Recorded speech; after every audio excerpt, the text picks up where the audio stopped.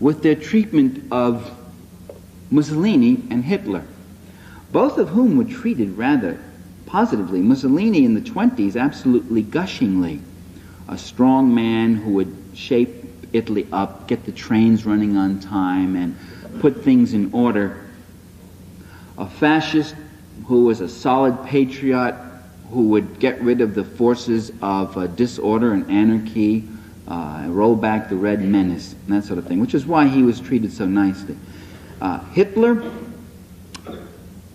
was a man who had ideas full of a lot of bluster and shouting, but really not as mean as he sounded. His anti-Semitism was mostly for display.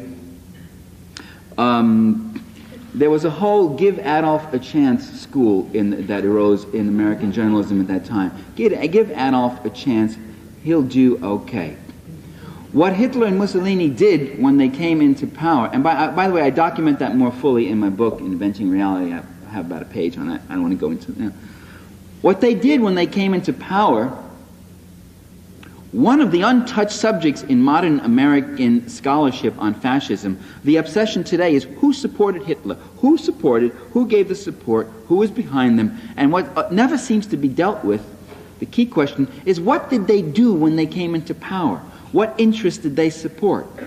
And what they both did, what both Hitler and Mussolini did when they came into power, was abolish all independent trade unions, smash all opposition newspapers, throw political opponents into jail, round up and murder large numbers of them, cut wages by 1/3 to 1/2, increase investments in military spending dramatically, increase cartel profits, cut inheritance taxes for the rich, cut taxes for the rich. In Italy, child labor was reintroduced, and roll back a number of other protections and democratic gains which labor had won, such as Social Security insurance, occupational safety laws, and abuses which the Italians had thought they had eliminated over a generation before returned to the work site.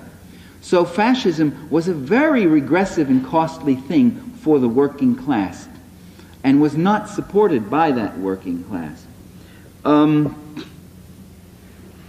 The business-owned press, therefore, not surprisingly, while denouncing the Soviet Union as a menace to civilization and all that was right, manifested an open admiration for fascist Italy and a kind of cool and rather warm tolerance for giving Adolf a chance in Nazi Germany. After a while, as both of these countries showed themselves to be aggressors against Western capitalist interests, after a while, then opinions began to get a little more negative in the press toward them, after Mussolini's invasion of Ethiopia and Hitler's threats directed toward the West. But to the very end, don't forget, Western diplomats were never unkind to Hitler, even after they got into a war with him. There was what was called the Droll War, or the Sitzkrieg, instead of the Blitzkrieg I was called, that is the sit struggle, no fighting. There was very little fighting, because what they still expected, what they still wanted, was for Hitler to move east and to attack the Soviet Union, which indeed he did, and which indeed became the major focus of World War II. 7 out of every 10 German soldiers who were killed in World War II were killed fighting on the Eastern Front. The Soviets alone had over twice the number of divisions committed to that war than all the Western Allies put together. The major fighting was there, and the victory was pretty much won in the East. It was not, if you recall, until June of 1944 that the Normandy invasion took place, and the war ended in July or May of 45. So the European battles really were less than a year.